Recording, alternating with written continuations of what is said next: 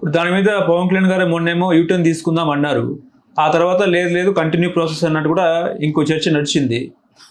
పవన్ కళ్యాణ్కి 2023 April 18న email పంపించారు, ఇది ఇట్లా అవినీతి జరుగుతుంది, దీని మీద మాట్లాడమని. ఆయన వాటా ఆయనకు ఉంటుంది, అందుకని మాట్లాడడు.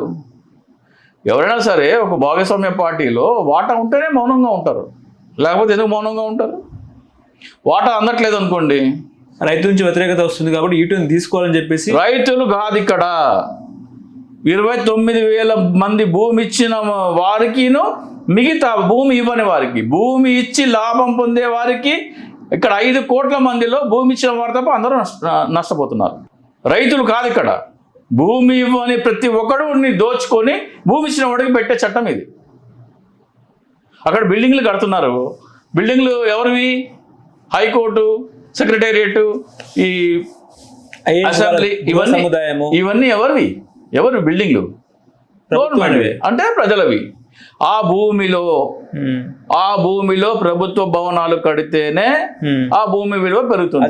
జస్టిస్ రమణ గారు, ఆ భూమిలో ప్రభుత్వ భవనాలు కడితేనే ఆ భూమి విలువ పెరుగుతున్నప్పుడు, ఆ భూమి విలువ పెరగటానికి కారణమైన భవనాలు అంటే ప్రజల సంపద అక్కడ కడితేనే భూమి విలువ పెరుగుతున్నప్పుడు, ఆ లాభానికి అర్హులు ప్రజలా, భూమి ఇచ్చిన వారా? చెప్పండి జస్టిస్ ఎన్వి రమణ గారు.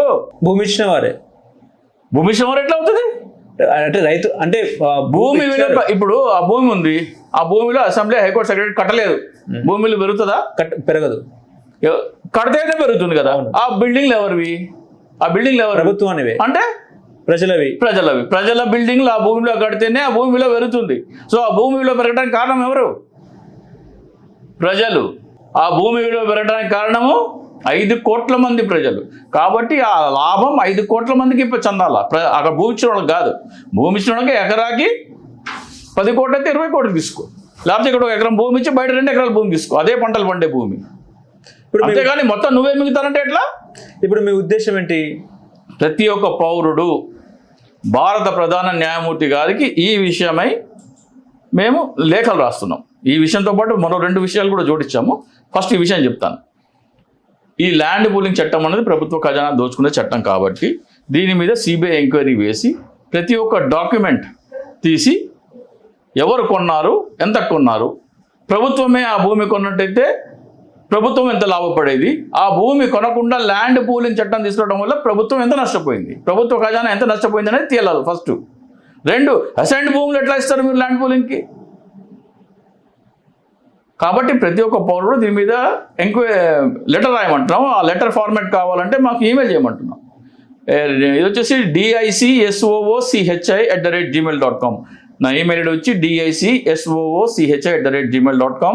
దానికి ఈమెయిల్ చేస్తే ఆ ఫార్మాట్ పంపిస్తాను. ఇంగ్లీష్ ఒకటి ఉంది, తెలుగు ఒకటి ఉంది, ఏది కావాలంటే అది తీసుకుని 4 పేజీల మీద సంతకాలు పెట్టి చివరి పేజీలో పేరు, గ్రామం పేరు, మీ ఆధార్ కార్డు చివరి 4 అంకెలు, ఫోన్ నంబర్ పూరించి స్పీడ్ పోస్ట్ చేస్తే 42 రూపాయలు ఖర్చు అవుతుంది. మన రాష్ట్ర ఖజానా దోపిడీ అరికట్టడానికి బాధ్యతతో మీరు చేయాల్సిందల్లా ఏంటంటే ఆ ప్రింట్లు తీయడానికి 8 రూపాయలు, 42 రూపాయలు, దీనికి ఒక 2 రూపాయలు కవర్కి, మహా అయితే ఒక 50-55 రూపాయలు అవుతుంది. 55 రూపాయలు మీరు చేస్తే కోట్ల రూపాయలు, లక్షల కోట్ల రూపాయలు ప్రభుత్వ ఖజానాకు వస్తాయి. అది first point. Second point, medical కాలేజీల ప్రైవేటీకరణ అంశం కూడా ఈ లేఖలోనే జోడించాం. ఇంతకుముందు కేవలం అమరావతి మీదనే రాసేది, ఇప్పుడు ఇది కూడా యాడ్ చేయడం జరిగింది. దీంతోపాటు ఎకరా 99 పైసలకు భూములు అమ్మే అంశం కూడా చేయడం జరిగింది. అది చూసి ఒక నీట్ విద్యార్థి నాకు ఫోన్ చేశాడు. కోర్టు సంతకాలు చేస్తుంది కదా వైసీపీ, దానివల్ల ప్రయోజనమా, దీనివల్ల ప్రయోజనమా అని. దానివల్ల ప్రయోజనం ఏమి ఉండదు. గవర్నర్కి ఇస్తారు. గవర్నర్ ఎవరు? గవర్నర్ నజీర్ గారు. దాని మీద యాక్షన్ ఏం తీసుకుంటారు? రాష్ట్రపతికి ఇస్తారు. మీరు ఇట్లా డోర్ దాటంగానే డస్ట్బిన్లో పోతాయి. దానివల్ల ఉపయోగం ఏమీ ఉండదు. కాబట్టి మీరు గౌరవ భారత ప్రధాన న్యాయమూర్తి గారి దృష్టికి తీసుకొస్తే దీని మీద ఆయన చర్యలు తీసుకునే అవకాశం ఉంటుంది. కాబట్టి లెటర్స్ రాయమంటే అప్పుడు ఏం చేశారంటే, మేము నీట్ రాసే విద్యార్థులము ఒక 20 మంది మేము లెటర్స్ రాద్దాం అనుకుంటున్నాము అన్నారు. అప్పుడు నేను వాళ్ళకి ఏం చెప్పానంటే, నీట్ రాసే విద్యార్థులు కేవలం ఆంధ్రప్రదేశ్లో సీట్లు తగ్గితే, ఆంధ్రప్రదేశ్ కాదు, నీట్ మొత్తం నేషనల్ ఎగ్జామ్, దేశవ్యాప్తంగా ఉన్న నీట్ విద్యార్థులకి మీరు ఈ సంగతి చెప్పండి. ఇప్పుడు గవర్నమెంట్ కోటాలో 3000 సీట్లు ఎన్నో తగ్గిపోతాయి. 3000 సీట్లు తగ్గిపోతే దేశవ్యాప్తంగా ఉన్న పేదల ప్రజలు ఆ సీట్లు కోల్పోతున్నారు కదా. సో లో మీరు ఆంధ్రప్రదేశ్ వరకే కాకుండా దేశవ్యాప్తంగా ఉన్న నీట్ విద్యార్థులందరికీ ఇన్స్టిట్యూట్స్కి వెళ్ళి మీరు ఫార్మాట్స్ అప్లై చేసి వాళ్ళని లెటర్ రాయమని చెప్పండి. అట్లాగే ఆంధ్రప్రదేశ్లో కూడా కేవలం నీట్ వాళ్ళే కాదు, ఇంజనీరింగ్, ఆర్ట్స్ అండ్ కామర్స్ వీళ్ళని కూడా కలుపుకోండి, డిప్లొమాలో కూడా కలుపుకోండి. 18 సంవత్సరాలు మొత్తం విద్యార్థులకు మొత్తం ఇది విద్యార్థులకి జరుగుతున్న అన్యాయం కాబట్టి విద్యార్థులందరూ దీనికోసం ఐక్యం కావాలి అని చెప్పడం జరిగింది. సో దాంట్లో మళ్ళీ నీట్ విద్యార్థులకి నేను చేసే ప్రత్యేక విజ్ఞప్తి ఏంటంటే నీట్ విద్యార్థులే కాదు వాళ్ళ తల్లిదండ్రులకి. అంటే ఇప్పుడు 10th క్లాసు ఇంటర్మీడియట్లో ఉన్న పిల్లలు వాళ్ళకు ఓటు హక్కు రాదు కాబట్టి వాళ్ళు లెటర్ రాయడానికి లేదు. కానీ వాళ్ళ తల్లిదండ్రులు వాళ్ళకి తెలుసు పిల్ల డాక్టర్ కళ్ళెదుట కనబడుతుంది, డాక్టర్ అవ్వాల్సిన పిల్ల పోతుంది, అవకాశం పోతుంది. కాబట్టి వాళ్ళ తల్లిదండ్రులు రాయాలి, వాళ్ళ తల్లిదండ్రులు కూడా వాళ్ళ బంధుమిత్రుల చేత రాయించాలి. కాబట్టి వాళ్ళందరికీ నేను చెప్పేది ఏంటంటే ఈ ఫార్మాట్ డౌన్లోడ్ చేసుకోండి. మరోసారి నా ఈమెయిల్ ఐడి చెప్తున్నాను, DICSOOCHI@gmail.com.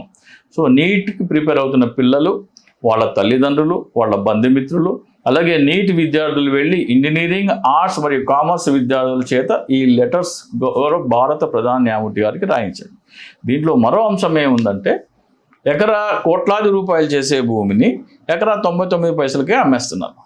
దాని మీద అవినీతి కోణం మీద సిబిఐ ఎంక్వైరీ జరగాలి. ఈ 3 అంశాలు కలిపిన ఒకే లెటర్, 3 లెటర్స్ రాస్తే మిలియన్లలో లెటర్లు వెళ్తే ఖచ్చితంగా సిబిఐ ఎంక్వైరీ జరుగుతుంది.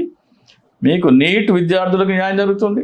మన రాష్ట్ర సంపద 99 పైసలకే తెగనమ్మే అదొక అవినీతి భాగవతం అది ఆగిపోతుంది. అమరావతి ల్యాండ్ పూలింగ్లో జరుగుతున్న లక్షల కోట్ల అవినీతి కూడా ఆగిపోతుంది.